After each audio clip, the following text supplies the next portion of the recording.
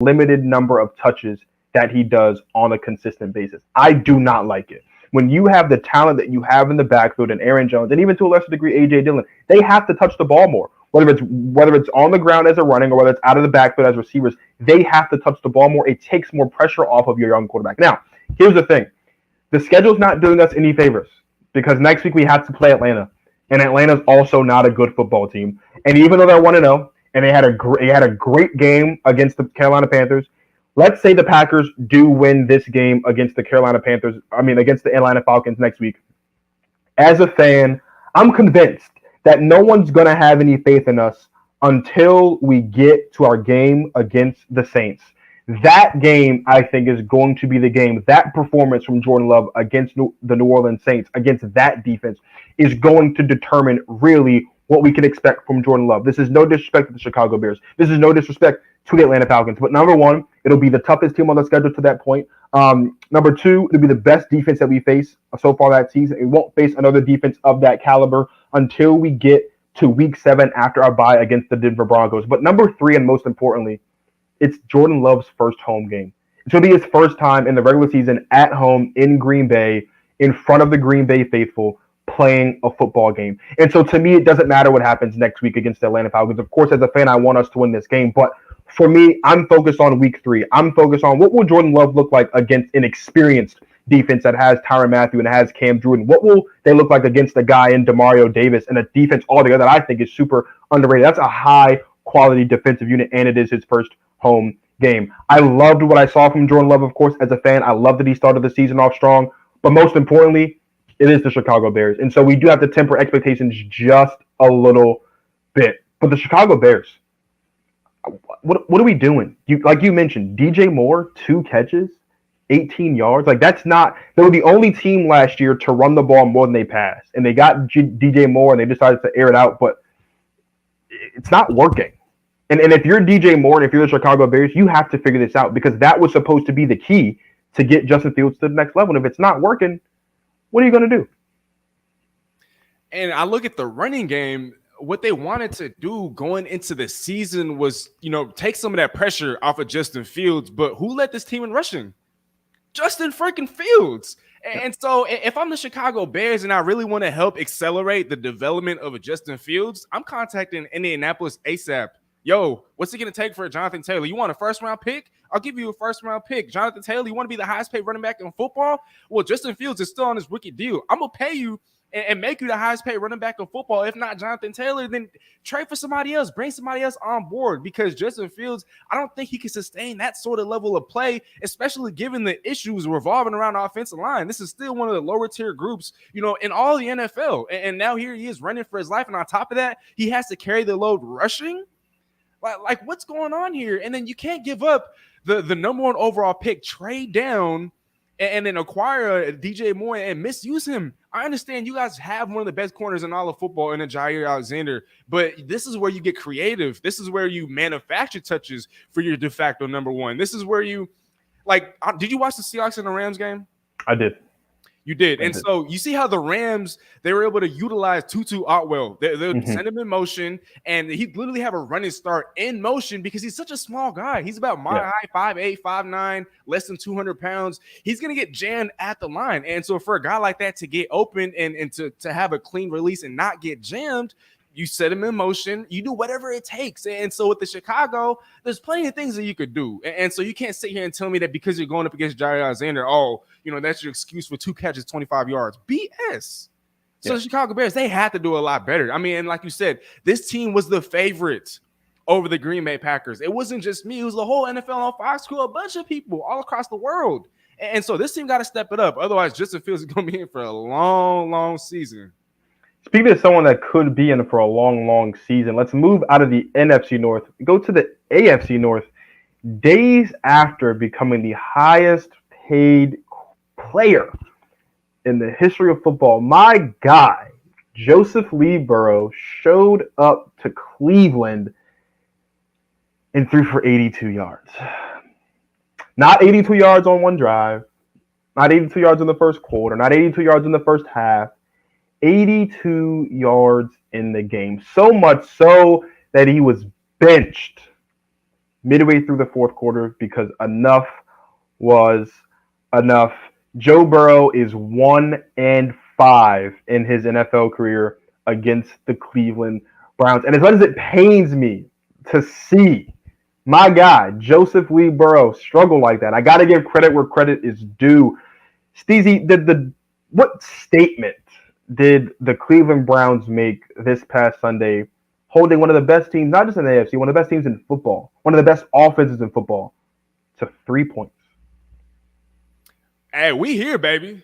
And to take a line from CJ Gardner-Johnson, these ain't the same old Browns. And these are dogs, not elves, because the Cleveland Browns, I've had them pegged as a contender, as a dark horse contender coming out of AFC. And this victory did nothing but reinforce, that very sentiment. And I think with the Cleveland Browns, I mean, look, with that defensive coordinator, Jim Schwartz, coming to town, the way that he was able to kind of mismatch coverages, the way that he was able to send guys after Joe Burrow, they just looked confused all day long. Chalk it up to weather, chalk it up to being a division opponent. You could chalk it up to Joe Burrow constantly, struggling against the Cleveland Browns for whatever reason it may be. But this Cleveland Browns team looks different. It feels different. They play different. Deshaun Watson, I'm not going to say that he's back to being the Houston Deshaun Watson, but I think the signs are trending upward, in that regard. Nick Chubb obviously was continuing to do his thing.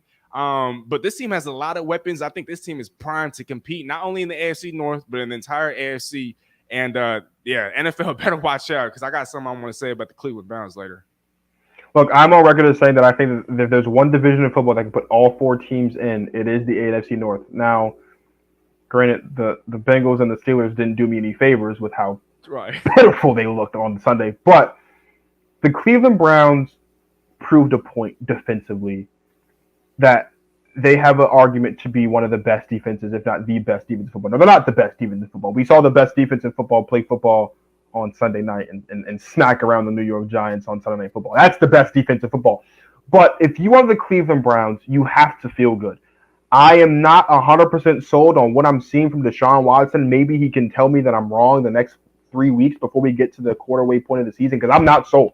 I don't know if we're going to get back to that Houston Deshaun Watson. But when you're the Cleveland Browns, when you are Myles Garrett, when you are Denzel Ward, and when you have all of that talent, it's about time that the Cleveland Browns play football that matches who they have on paper. Because on paper, this is one of the best teams defensively in football. And on paper, this should be one of the best teams, period, in football. This is a team that staked their claim that we are not going anywhere. Like, we recognize what Lamar Jackson and the Baltimore Ravens have done in their tenure. We recognize what Joe Burrow and the Cincinnati Bengals have done in the last 3 years of Joe Burrow being healthy, or the last 2 years, really, of Joe Burrow being healthy. But we're here to stay. And you can talk all you want about how Mike Tomlin has never had a losing season. You can give all the credit you want to give to Lamar Jackson and how he's probably one of the most prolific weapons in football. And you can sit here and you can say that Joe Burrow is the best quarterback in football, not named Patrick Mahomes. But the Cleveland Browns made a statement on Sunday that we are here and we're not going anywhere, and they want their respect, and they deserve it. When you beat, I know they've beaten them. It's dating back to the past 7 meetings. They are 6-1 against the Cincinnati Bengals in their last 7 meetings. They've lost one game, and Joe Burrow's only been able to beat this team one time. This is the one team that Joe Burrow has constantly had struggles with, and that means a lot in this race, in this division's race. All divisional matchups mean a lot, but these divisional matchups in a division that is as physical and as tight and as talented as this one, every single game matters. And it's those 6 games between the divisional opponents that's going to decide who goes where, because as we know, one game is the difference between home field advantage in the playoffs and having to go on the road to make it to the Super Bowl. And in this division, you want that home field advantage, because if there's 4 places you don't want to go play playoff football, it's all 4 of these places. You don't want to go to Cincinnati. You don't want to go to Baltimore. You don't want to go to Cleveland. You don't want to go to Pittsburgh, because those fans are so ravenous. Those fans are so thirsty. Those fans are so dedicated. Those fans are so loyal. And so the Cincinnati Bengals have to be better. They must be better. And I expect that they will be better. They were just simply outmatched. We will see what they look like when this matchup heads to Cincinnati later on in the season. But you have to give respect to the Cleveland Browns. This is not like the Kansas City Chiefs, where there were just a couple of mental arrows. The Cincinnati Bengals were simply outclassed by the Cleveland Browns. And it's the first time in the Joe Burrow era of Joe Burrow being healthy where Joe Burrow and the Cincinnati Bengals offense couldn't get a single thing going. And when you have one of the most prolific offenses in football, probably arguably the best wide receiving trio in football, arguably the best skill group in general in football, the overall offensive artillery altogether, when you throw in Joe Burrow, probably the best in football, you cannot go anywhere and only score 3 points. That is unacceptable. The Browns did their job. And like you said, they are dogs, not elves. Jamar Chase didn't do the Bengals any favors, giving them some bulletin board material. That's the second time the Bengals have given their opponents on the road some bulletin board material, and it's bitten them in the butt. But the Bengals got to get it together. And I think they will. I think they will. Oh, yeah, no doubt. I mean, you can't have a game in which Jamar Chase finishes with 39 receiving yards. You can't have a game in which T. Higgins is targeted 8 times and gets 0 catches for 0 yards. You can't have a game in which you finish with only 3 more points. I mean, 3 more first downs than you did points. And you didn't have that many points to begin with. You had 3. And so this team is definitely going to pick it up. I mean, they really have no choice but to, especially when you have a roster as talented as them. T. Higgins, there's reports that he's possibly going to hit free agency after this year. And so this is Joe Burrow, not arguably, but this is probably Joe Burrow's last year with 2 star receivers, at his disposal. And so if they're going to do anything, if they're going to go on a run, it's going to have to be this year, unless you're able to replace T. Higgins in the draft or in free agency next year. But, that's easier said than done. It is 100% easier said than done. Let's stick in the AFC North. Like I said, the Bengals didn't do me any favors when I said that this division could put all 4 teams in. The Steelers didn't do themselves any favors by making people believe that Mike Tomlin can go an 18th consecutive season without a losing season. Now, in their defense, they did face up against a motivated San Francisco 49ers defense with a massive chip on their shoulder. There was a point in that game, though, where the Steelers had a singular rushing yard, and the San Francisco 49ers had 199. Not only were the Steelers beat down defensively, they were boat raced offensively. What do the Steelers need to do moving forward to prove that the preseason wasn't just a fluke and that Kenny Pickett really is the answer and the future in Pittsburgh? Dwayne, I think that's a question that I don't quite have an answer to. Yeah, I've never been a big Kenny Pickett believer, and this is no shade, no hate, no disrespect towards him, but I just don't see it. I don't see what everybody else has been seeing with the Kenny Pickett. And you look at Deontay Johnson, his number 1 receiver outside of George Pickens, he's set to miss the next 3 to 4 weeks with a hamstring injury. Pat Freiermuth, their starting tight end, I don't know what his status is as far as his availability, come this weekend, but he didn't leave the game, or he left the game injured. George Pickens, he didn't have the best of games. Allen Robinson was their number 1 receiver. A lot of people have talked about how he's been washed up for the last couple of years. The offensive line is still young and inexperienced. I don't know if this Pittsburgh Steelers team if they have the pieces to turn it around, because first of all, I don't believe in their quarterback. And offensive line play, it's still abysmal. They still have Matt Canada at offensive coordinator. I don't have an answer for you, my brother. I'm sorry. I have the utmost faith in Mike Tomlin all the time, right? Because there's no reason not to. There is no reason not to. I'm tough. This is a tough spot to be in. When you think about the Pittsburgh Steelers, you think about running the ball, you think about defense. Their defense was boat raced, and their offense was beat down. And I can't give a definitive, confident answer on my faith in the Pittsburgh Steelers. But here's what I do know. What I do know is that I know that Kenny Pickett finished 6 of the last 7 or 8 games last season with wins.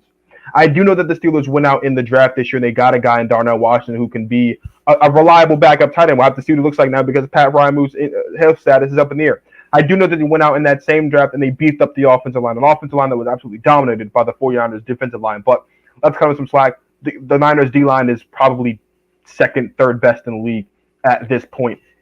The receivers weren't there, and so now you're going to have to look to an Allen Robinson. You're going to have to look to a Deontay Johnson, who I think he also may have had a hamstring issue or something like that in that game as well. So my big thing is Kenny Pickett.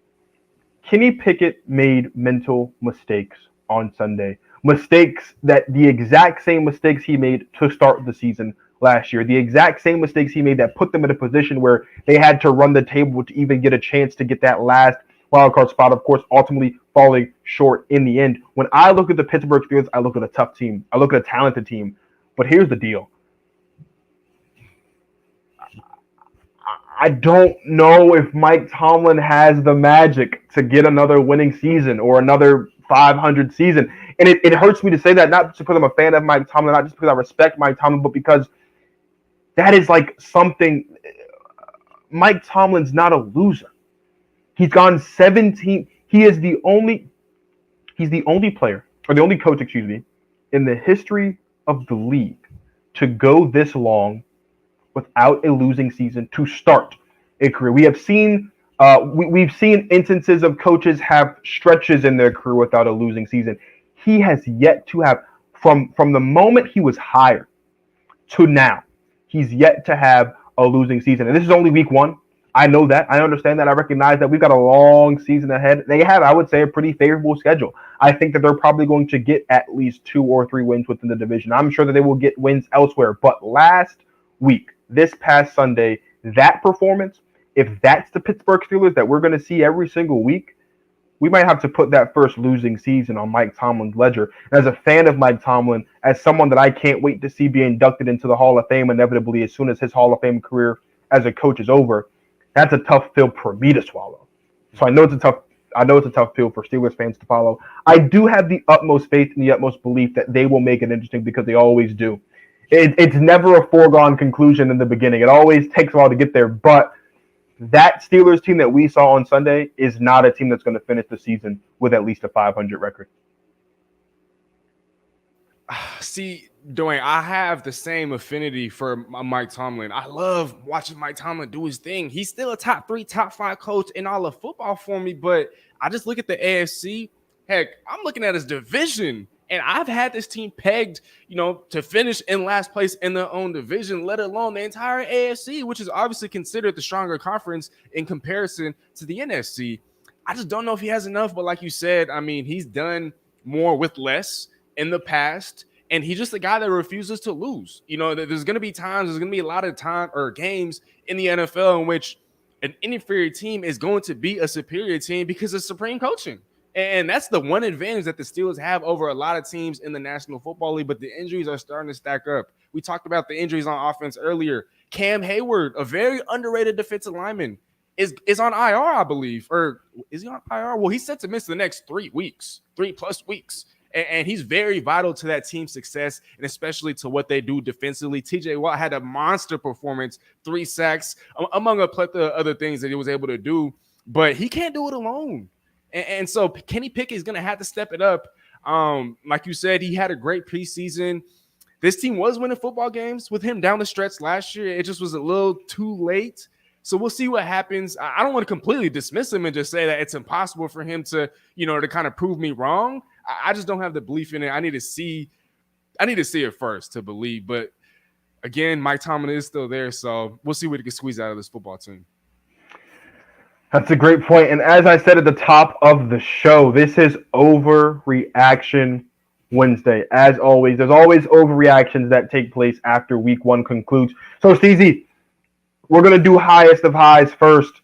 Give me 3 overreactions that you think are most positive for any team across the league based on what you saw in week 1. So for one, and I talked about the Cleveland Browns earlier, and I told you that I had something I wanted to say. So I mean this when I say it, but I think the Cleveland Browns are legitimate contenders not only to win the AFC North, but I think they're legitimate contenders to represent the AFC in the Super Bowl. 1. 2, I hate to speak positively about this team, especially after the beatdown that they gave us on our home turf, but the LA freaking Rams are contenders, playoff contenders, not Super Bowl contenders. Let's not get those two things twisted. But the LA Rams are dark horse wild card contenders in the NFC.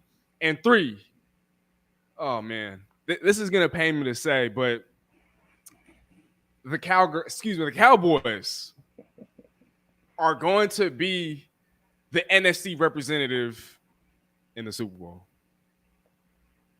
So I hate to throw salt on the wound, but I just we'll do it later. We'll get to that later.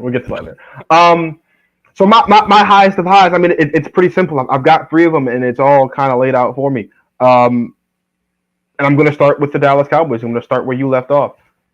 That Dallas Cowboys team and I want to be super clear when I say this. The Dallas Cowboys that got on their team jet, got on that plane, flew to East Rutherford, New Jersey, landed in East Rutherford, New Jersey, and opened up their season with a 40-0 shellacking of the New York Giants. That Dallas Cowboys team. That Dallas Cowboys team that did something that's never been done in a single game in the history of football. What is that thing?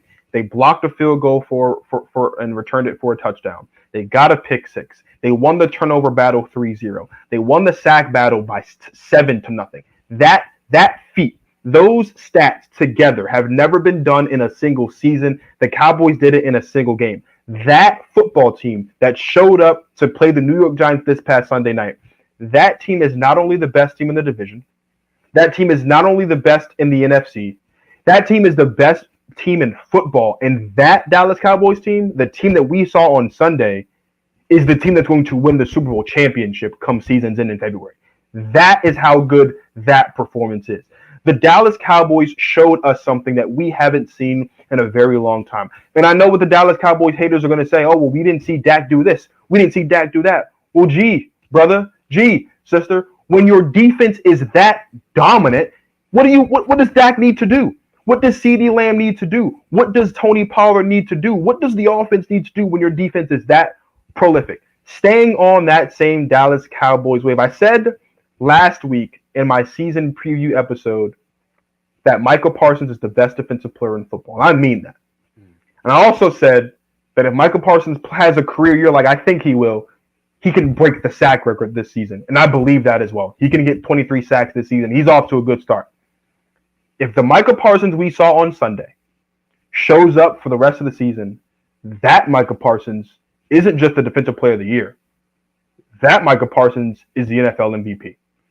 There is no one better in football than the Michael Parsons we saw show up to play football this past Sunday. And I know that he missed a couple snaps down the stretch and a couple possessions down the stretch. Rightfully so. When you're up 40-0, you take out all your best players. But that Michael Parsons, the dominance that we saw, getting through double teams, getting through single teams, Michael Parsons is slowly entering the upper echelon of all-time great defensive players that we've ever seen step foot on the game, on a football field. Your Aaron Donalds of the world, your Lawrence Taylors of the world, your Mean Joe Greens, your Reggie Wright, those guys, game records at the defensive line position. That is where Michael Parsons is slowly creeping towards. And if he has a season that mimics what we saw on Sunday night, that guy's the best defensive player in football. That guy's the defensive player of the year. Most importantly, that guy's the NFL MVP and arguably the best player in football. And then number 3.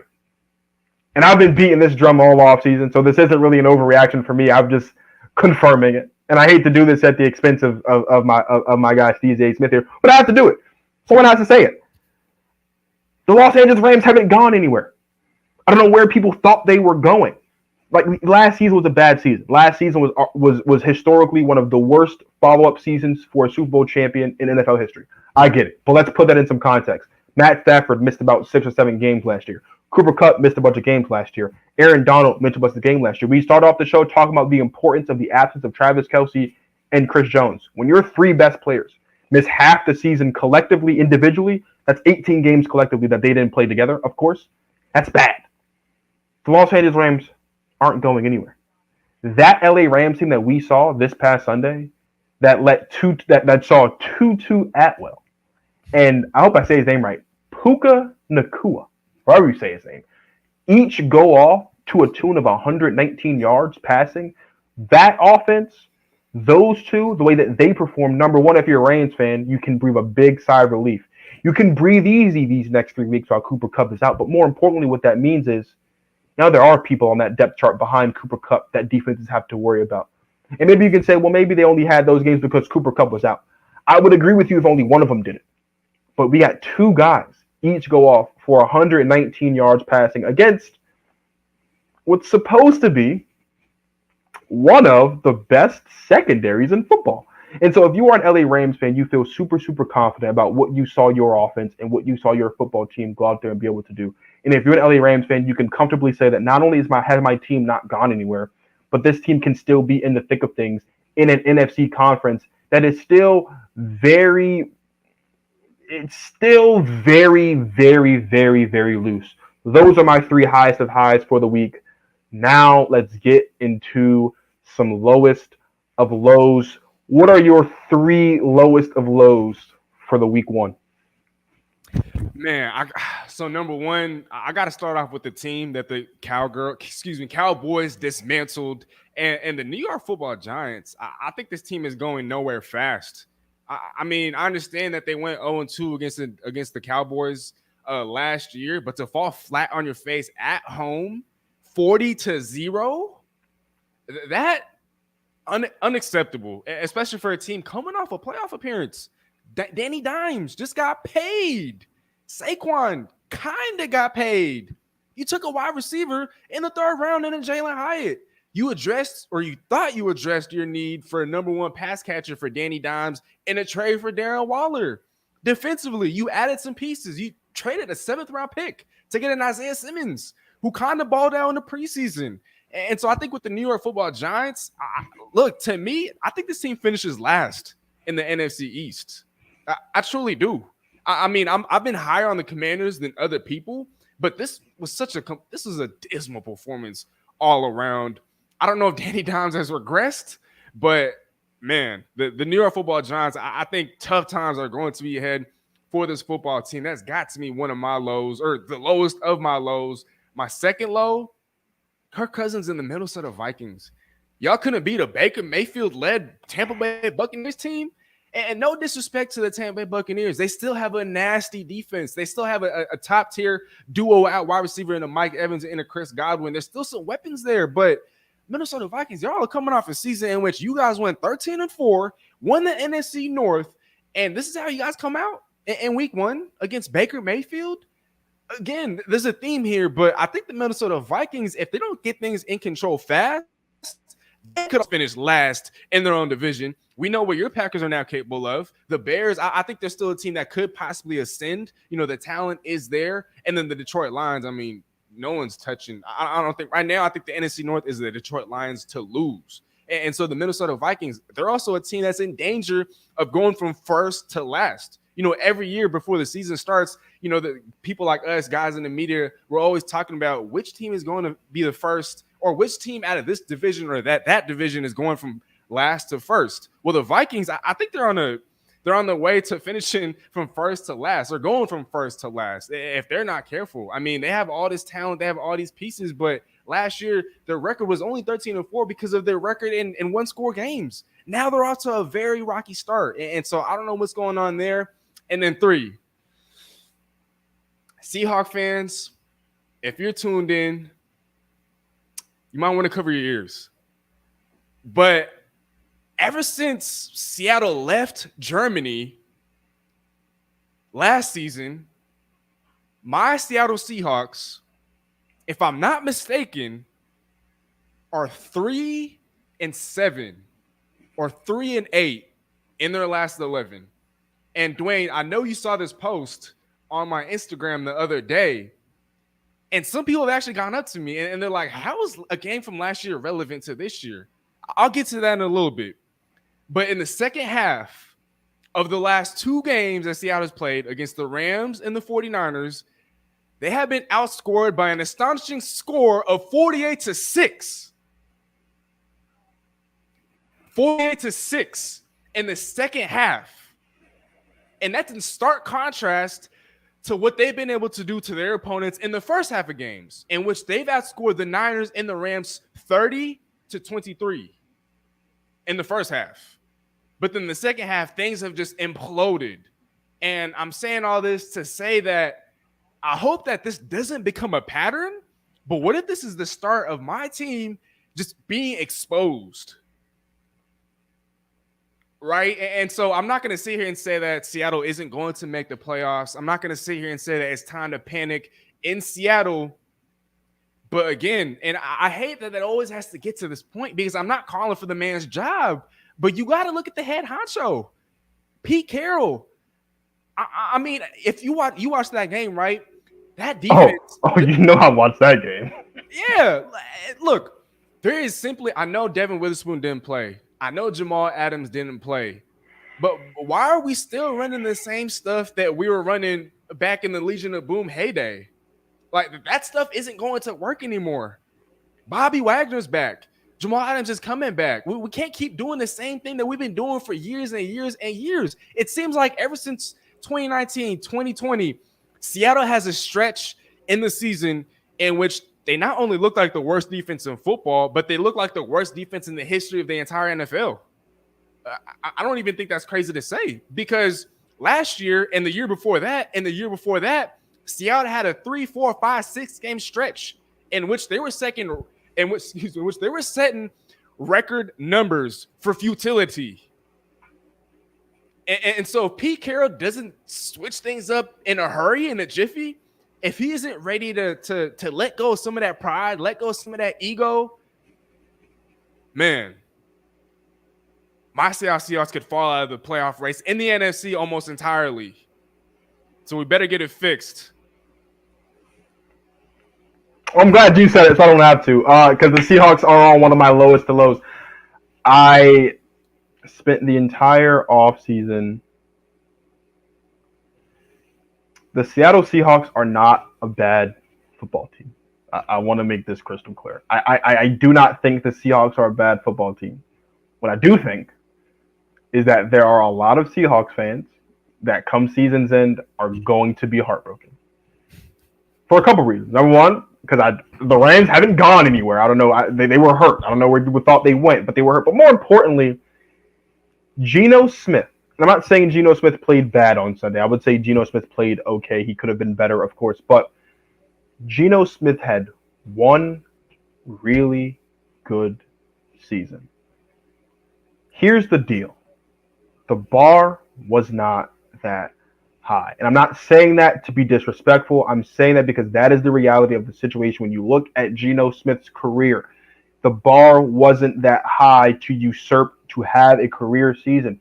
Granted, his career season last season led them into the playoffs. But I spent all of last season and I spent all of the offseason trying to explain in the most clear, concise, and fair way possible that the absence of the Rams as threats in the NFC West is a big part of the reason why the Seattle Seahawks had the success they did last season. Taking nothing away from the Seahawks and what they were to accomplish, because they accomplished great things. Because a lot of people, including myself, expecting nothing from them post-Russell Wilson trade. Expected nothing. So I have no problem eating dirt in that regard and stating that the Seahawks were a much better football team than I gave them credit for last season. But that doesn't negate the fact that the Seattle Seahawks benefited from the absence of presence of success of the LA Rams. The road back to the playoffs for the Seahawks is not going to be that as easy as it was this season. And this past week against the Rams was just exhibit A of that, because the Rams haven't gone anywhere. That's the first one. My second lowest of low, you mentioned it. The Minnesota Vikings were 11-0 last season in one-score games. And there were so many people who were convinced that this is the start of something new, that out with the old of Aaron Rodgers and the Green Bay Packers, in with the new of Justin Jefferson and the Minnesota Vikings. And I will give credit where credit is due, because Justin Jefferson went out there in that first half and proved that he truly is the best receiver in football. And what happened out the locker room? 2 catches for 18 yards, I believe, in the second half. And they lost to Baker Mayfield and the Tampa Bay Buccaneers, a team that is supposed to be in their bridge before they decide to rebuild, came into Minnesota and got the win. That is unacceptable. That is the playing with fire that I was talking about last season that no one wanted to hear about because I'm a Packers fan. Fine. The proof is in the pudding. If you can't win one-score games, you can't be successful. Why were the Vikings 13-4 last season? Because they were 11-0 in one-score games. And the fact that there were 11 games that were one-score games that could be decided that way should have been a red flag to a lot of people, and it wasn't. And it showed it, and it reared its ugly head one more time, and what happened? They couldn't get the job done. They missed Dalvin Cook. That's inevitable. The defense is older. That's obvious. Those two things are not a recipe for success as the season progresses. For me, though, the absolute lowest of low is Josh Allen. The Buffalo Bills era of dominance, the Buffalo Bills Super Bowl window, it's closed. You can close it and you can glue it shut. Josh Allen looked absolutely god-awful on Monday night. he looked ridiculous. He looked like he didn't belong on an NFL field. That is how bad he looked. Josh Allen performed so bad on Monday that Jordan Whitehead got paid $250,000 for meeting what was supposed to be a season's end incentive of getting 3 interceptions, and he met that goal in one game thanks to Josh Allen. If I was Jordan Whitehead, I would donate a couple $100 to Josh Allen and whatever foundation he has and thank him for getting me paid $250,000. That is unacceptable. When you are supposed to be the heir apparent to Patrick Mahomes, when you are supposed to be at worst the fourth best quarterback in football, that is unacceptable. You cannot show up and play the way that Josh Allen played. Here's a stat for you. Since 2022, so last season, including the playoffs, the 3 guys with the most interceptions, fumbles, and turnovers are Matt Ryan, 13 picks, 15 fumbles, 28 total turnovers. Justin Fields, 12 interceptions, 17 fumbles, 29 total. Josh Allen, who's supposed to be, according to most, the second best to most reasonable, the third best quarterback in football, 20 picks, 18 fumbles, 38 total turnovers in the last season and 1 game for Mr. Josh Allen. The argument about whether or not Josh Allen is better than Joe Burrow is done. It's dead. It ended on Monday. The argument about whether or not Josh Allen is better on Jalen Hurts is done. It's over. And ended on Monday. And we need to start having a conversation about whether or not Josh Allen is better than Justin Herbert. Because say what you want about Justin Herbert and the Los Angeles Chargers' inability to be successful in the postseason, Justin Herbert does not turn the ball over half as much as Josh Allen does.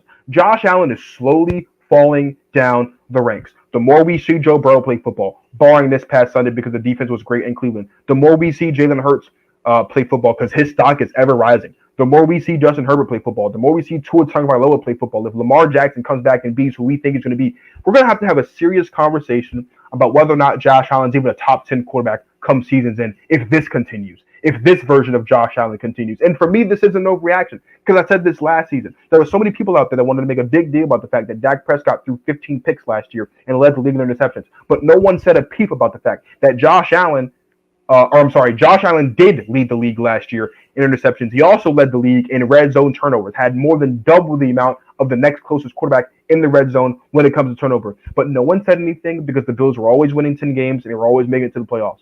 Enough's enough. The Buffalo Bills are the ultimate bridesmaid. They've had time after time after time after time to prove not only that they're the best team in football, not only they can stop the Chiefs, not only they can win a Super Bowl, but they can even get there. They haven't been there. We watched the Buffalo Bills lose to the Kansas City Chiefs in the AFC Championship game, and they followed it up with the greatest playoff game of all time and a loss in the divisional round. We turned it around last season, and they lose again in the divisional round. This conference isn't getting any easier. This division isn't getting any easier. Now, they can kind of breathe easy because, unfortunately, Aaron Rodgers did pop his Achilles on Monday night, and so now we have to see what Zach Wilson and the New York Jets look like. We can already know what that looks like anyway. But Josh Allen's stock as a quarterback is slowly coming down. And if we continue to see performances like Monday night, throwing multiple interceptions, and literally being the reason your team lost, that game shouldn't have gone overtime. The Jets should have been out of that game after Aaron Rodgers popped his Achilles. It should have been done. It should have been over with. But Josh Allen not only kept the Jets in the game, Josh Allen gave the Jets the game. And so I'm done. I don't want to hear about Josh Allen as an MVP. I don't want to hear Josh Allen as a top 3 quarterback. And I'm starting to not want to hear about Josh Allen as a top 5 quarterback. And if 7 weeks from now, when we get to the midway point of the season, and I take a look, and we all take a look at where the Buffalo Bills are at, and they're still struggling, and Josh Allen's still turning the football over, we're going to have a serious conversation about whether or not Josh Allen's top 10. And I mean that. I mean that wholeheartedly because enough's enough. Josh Allen's the only quarterback in the NFL that's held on such a high regard that is not held to the standard that elite quarterbacks need to be held to. And if no one else is going to do it, I'm going to do it. We need to start taking a closer look at Josh Allen's status as an elite quarterback in this league. Because elite quarterbacks, when the lights are brightest, don't do what Josh Allen did this past Monday. And Josh Allen, for week 1, is the lowest, the absolute lowest of low for me. Man, that was powerful. Dwayne, I gotta ask, did you watch? Germ had posted a video And shout out Germ, by the way, if you're tuned in or if you will tune in. Germ, give us a shot. Networks, my guys, my brother right there. But I thought he put out a very funny video. I mean, his personality, it's just part of who he is, right? He was talking about how with Sean McDermott, this team is going nowhere, and that Sean McDermott is holding Josh Allen and this football team back. What do you have to say about that? Like, if let's say they were to hire an offensive-minded coach, do you think that helped Josh Allen get back on track? Because when Brian Daboll was there, he seems to be this cure to turnover-prone quarterbacks. I mean, ask Danny Dimes, ask Josh Allen earlier in his development. And then now that, this is his second season without Brian Daboll, it's starting to look like he might be going back to his turnover ways. And so do you think that if given another chance with an offensive-minded head coach, or let's just say they get rid of Sean McDermott, that Josh Allen can kind of get back on track? He can get back on track, but pay attention to the words we just used. Brian Daboll is the cure for turnover-prone quarterbacks. So what that lets me know is that there is a problem that Josh Allen has. Josh Allen's problem is he turns the football over. And in order for Josh Allen to not turn the football over, someone has to be on that coaching staff, either as the offensive coordinator or as the head coach, to ensure, whatever that looks like, that Josh Allen is not turning the football over. If we run down the list of elite quarterbacks in this league right now, how many times can we say collectively that group of quarterbacks has actually cost their team the game in the last 2 seasons? Pat Mahomes never done it. Joe Burrow's never done it. Jalen Hurts hasn't lost much of anything in the last 2 seasons, except for the Super Bowl, pretty much, and the playoff game against the Buccaneers. He hasn't really lost much of anything. What really has Trevor Lawrence, like this version of Trevor Lawrence, lost? Not a lot. They started off the season rough. They did start off rough. But how many times can we look at a game and say it's Trevor Lawrence's fault? I can point to several occasions, and by several, I mean using both hands, where Josh Allen is the reason why the Buffalo Bills lost, or the Buffalo Bills won in spite of Josh Allen. If you're a top 5, if you're a top 10 quarterback even, that should never be the case. And again, there are certain quarterbacks lower down in those rankings, specifically like Kirk Cousins and Dak Prescott, that are held to a certain standard, that are chastised, because it's always, well, what are they going to do in January? What are they going to do in January? What are they going to do in January? Forget about what they're going to do in January. Can we acknowledge the fact that Josh Allen has a turnover problem, and the only way for it to go away is if there's someone on the coaching staff to make it go away? That's an issue. The Buffalo Bills have consistently won games on several occasions in spite of Josh Allen. They've also lost a bunch of games because of Josh Allen. And this past Monday was the latest installment of the ladder. The Buffalo Bills losing because of Josh Allen. Because here's the deal. Zach Wilson did not play phenomenal football on Monday. Zach Wilson did not come out there and set the world on fire on Monday. Did he look better on Monday than the last time we saw him play football? Absolutely. He looked better. Looks like he's learned more. Does a lot of that have to do with the weapons, how the weapons have improved since the last time we saw him play football? Absolutely. The weapons have improved. But all that to say this, there is still no reason why after a Hall of Fame quarterback in Aaron Rodgers, the clear best quarterback on the depth chart, Aaron Rodgers, goes down, and anybody tunes into that game or searches up the results of that game Tuesday morning or late in the middle of Monday night, and it says the Jets won. And I get it. The Jets won that game on a walk-off, punt return, touchdown in overtime. But the game wouldn't have been to overtime if Josh Allen didn't throw 3 interceptions. And that's my problem, is we consistently ignore the fact that the Bills oftentimes, look, Josh Allen is super talented. And he's the only quarterback in football that can stiff arm Aaron Donald. I got that. He's elite. He's super talented, physically gifted, a one-of-one specimen. He's probably proof that aliens exist. I got all that. But here's the thing. As high as Josh Allen's highs are, his lows are just equally as low. And we saw that on Monday. And if you as an organization have to go find someone to be on this coaching staff to make sure that Josh Allen isn't doing those things, I'm sorry. To me, What that means is Josh Allen's a quarterback who has these really great performances from time to time. But when the going gets tough, he's not one of those guys where that get tougher when the going gets tough. And that's my problem with Josh Allen. He can ball. He can play football. But do I want Josh Allen? Do I want the ball in Josh Allen's hands down the stretch of football games over the last year and a game, including the playoffs? The answer's been no. And that is the problem for me.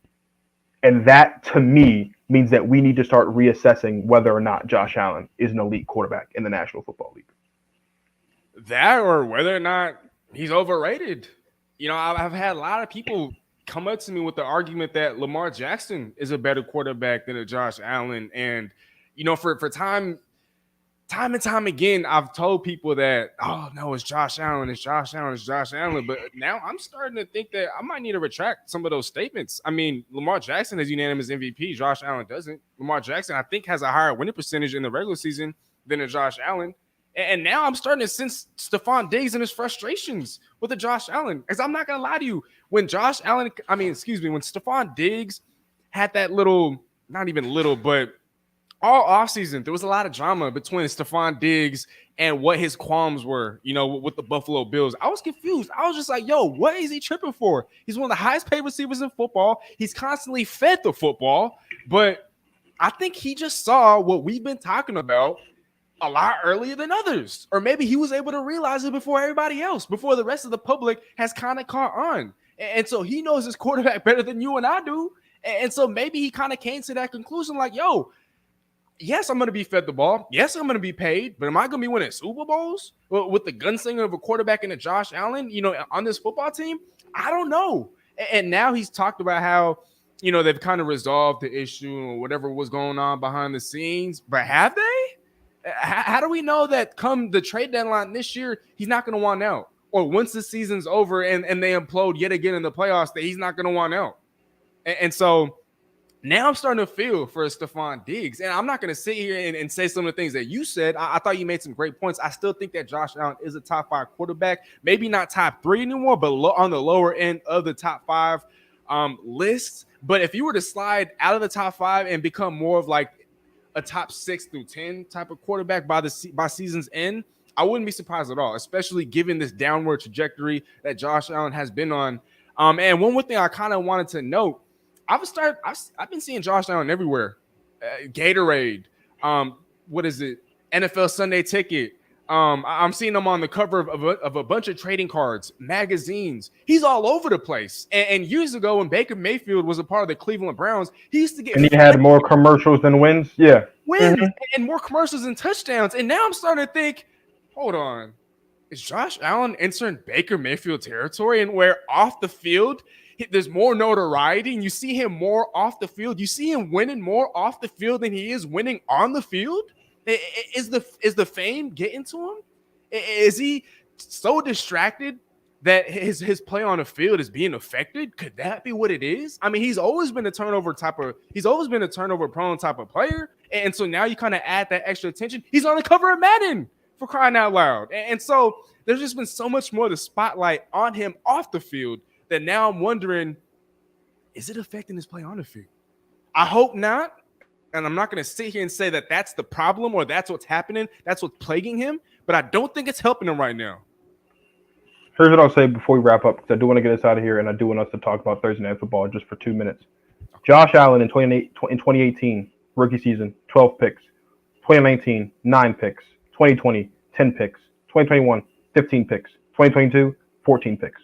So even when he had Brian Daboll, he was still throwing interceptions. This isn't anything new. The proof is in the pudding.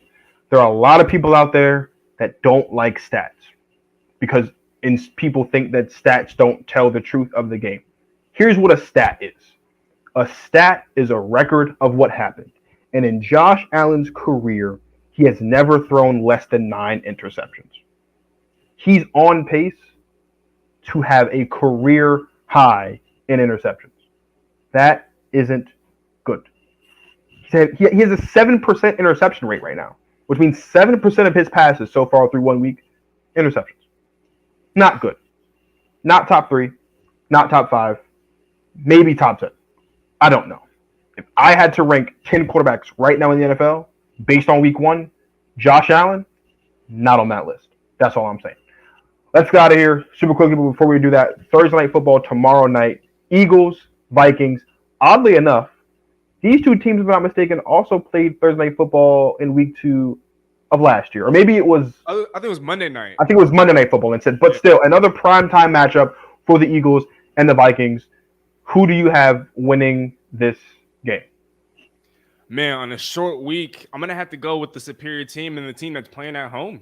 Give me the reigning defending NFC Conference champions in the Philadelphia Eagles. Look, we talked about the Minnesota Vikings earlier and how they could possibly be a team that goes from first to worst.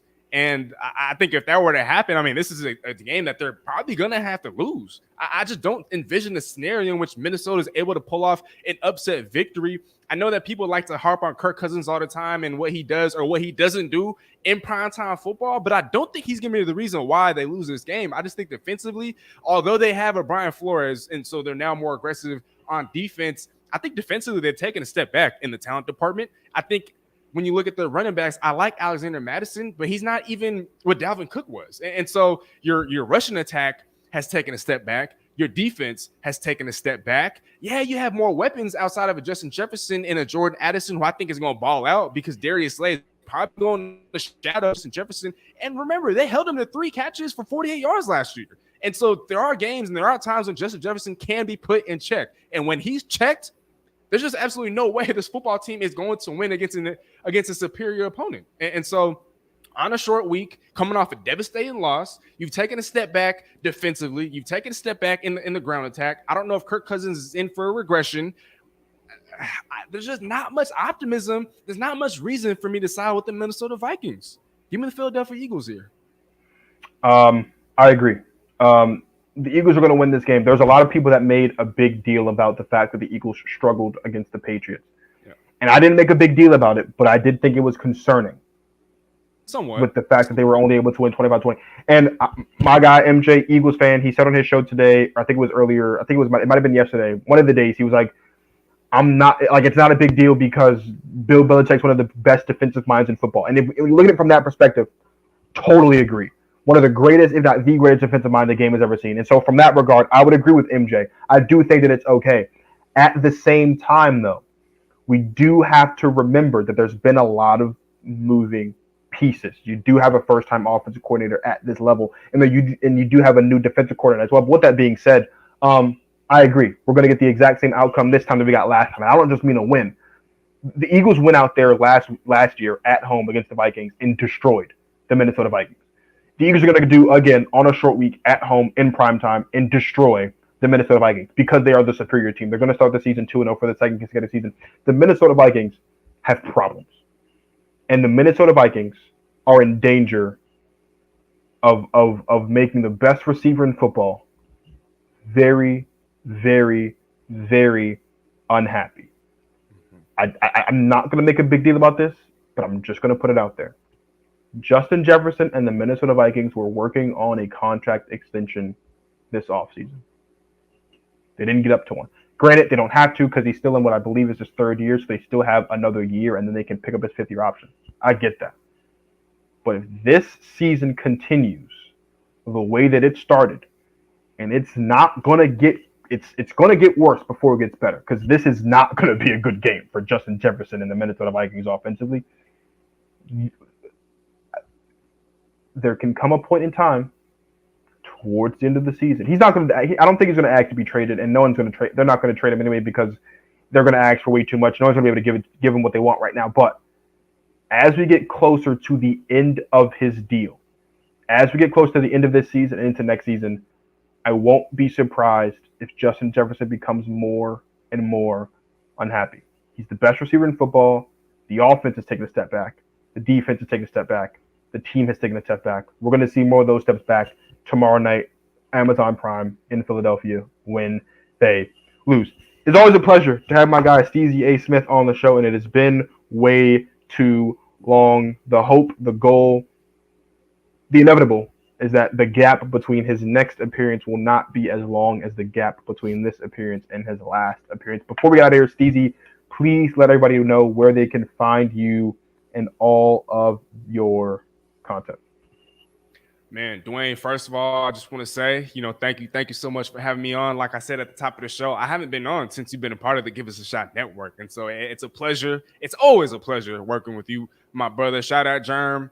Shout out Jimmy. Shout out everybody else. There's a lot of people to list, and I know that we're trying to wrap up the show. And so shout out everybody that does work for the Give Us a Shot network. If you're tuned in, if you will tune in, please show them some love. Give this live stream a like, a comment, and hit that subscribe button. For real. I mean, these guys put in work, and they could really use some support. And once you guys go do that, you can find me, handle right here at Steezy A. Smith. I also recently just joined Sportstopia, a fantasy sports network in which I put out articles twice a week. I host live shows. We're talking mostly fantasy and betting with a little bit of NFL news sprinkled in. And so that's kind of something new that I've been, doing. But Instagram and Twitter, YouTube, I'm still trying to drop content like independently and on my own as often as I can. So at Steezy A. Smith. And Dwayne, look, every Wednesday, I'm not saying you have to have me on every Wednesday at this time, but if you ever need somebody to help you co-host, to hop on the show, talk football, Wednesday is the best day. It is the most open day on my schedule. And so, this time slot right here works perfectly. I love to do this again. I know we'll do this again, and I look forward to the next time we do this. Absolutely. It's always a pleasure to have Steezy on the show. A couple housekeeping things before we get out of here. Again, in case you tuned in late and didn't catch the start of the show, and in case you've missed past episodes, give us Go Talk with Marcus shirts are now available on the Give Us a Shot network. You can see the shirt here. It's in black, purple, and white, the show colors. www.giveusashot.network/shop. www.giveusashotnetwork/shop. Get your Go Talk with Marcus shirt today. Also, the debut of the Protect Our Queens podcast presented by the Give Us a Shot network was last night. We had the incomparable Keomi McMiller on the show, myself and Martin Sories. That is available for you to watch back in case you missed it. It's on YouTube. Check it out. We talked a little bit of WNBA playoffs, but we did have an interview as well with Keomi McMiller, an incredible basketball player, an incredible human being, an incredible personality. If you didn't check that out, please go check that out. And then remember that is a mainstay on the Give Us a Shot network every single Tuesday, 7 p.m. Eastern Standard Time. We do have a guest confirmed for next week's show, so make sure that you are following Protect Our Queens on Instagram because we are going to make that announcement later on this week. And then, of course, Steezy said that he likes Wednesdays. I like Wednesdays too. I can't do Tuesdays because I'm doing Protect Our Queens, and you don't want to go on Thursday because it's Thursday Night Football. So Wednesdays, hopefully, schedule permitting, is going to be the night for Go Talk with Marcus from the beginning of the season until the end of the season, every night, either at 8 or 8:30, depending on how things are working out. So always, if you're not already, give a like, subscribe, leave a comment. The show will also be available, I'm assuming, tomorrow at some point on anywhere that you get your podcast: Spotify, Apple Podcasts, iHeartRadio, Google Podcasts, Amazon Podcasts, Sounder, wherever you can listen to a podcast. Go Talk with Marcus and all the shows on the Give It a Shot Network will be available. It is truly a privilege and an honor to do this every single week. I have enjoyed doing this for the last 3 years and some change. Can't wait to continue strong into year 4. So for my guy, Steezy A. Smith, this is Marcus of Go Talk with Marcus signing off. Thank you guys for watching. And as always, you guys enjoy the rest of your lives.